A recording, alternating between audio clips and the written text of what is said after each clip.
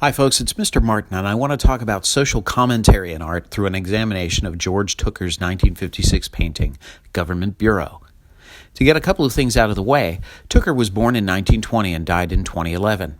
He was a New Yorker born in Brooklyn.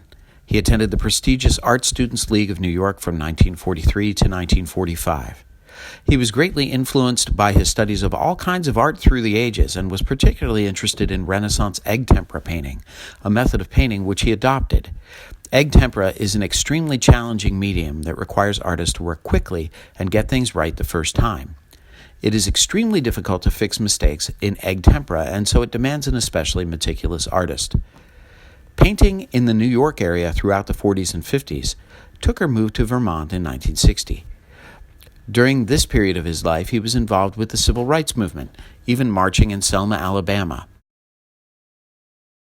Over the years, Tooker received many awards for his work. In 2007, he was awarded the National Medal of the Arts by President George W. Bush. This painting, Government Bureau, is probably his most famous.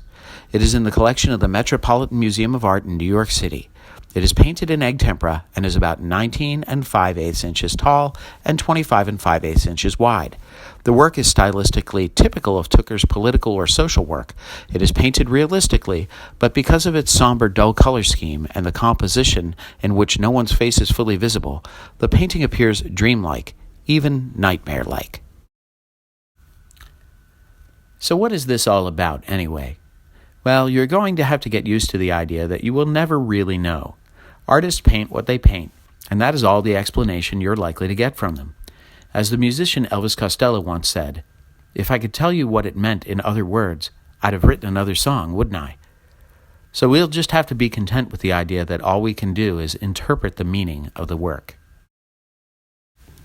First, let's talk a little bit about composition. We know the tone is pretty bleak. The colors, low angle of the viewer, and the activity going on or not going on shows us that.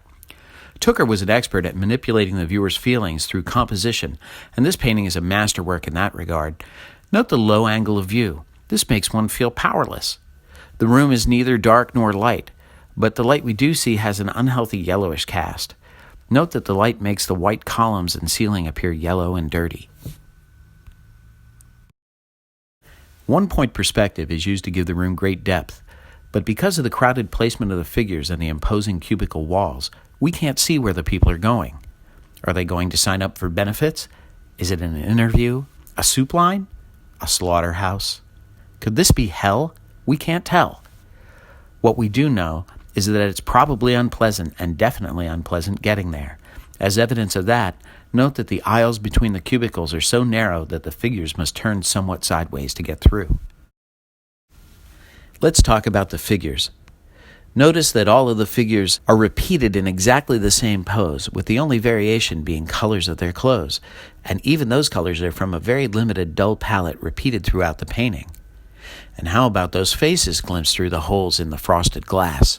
Notice that they're repeated and their eyes are dark, and their skin a sick pallid color. Are they even people, or are they some monstrous creations like demons that live in those cubicles? And while we're talking about them, remember that we have no idea what those creatures in line really look like either. Perhaps they're just as monstrous, or worse, totally faceless. Where is this all taking place anyway? We can't really be sure, but it's some sort of institutional setting. I think there are other clues here too. If you look around, you'll note that for the most part, the color scheme is, it's red, white, and blue. There's another hint too.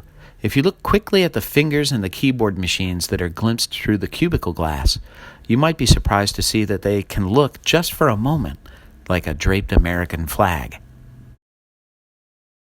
It's said that Tooker was inspired to paint this after an extremely frustrating visit to the New York City Building Department, and that he painted it to remind him how never to do his job. Whether or not these stories are true, they certainly convey a sense of frustration, hopelessness, and dissatisfaction with the institution, and the general nature of the style makes it accessible to anyone who has had a frustrating experience battling the status quo.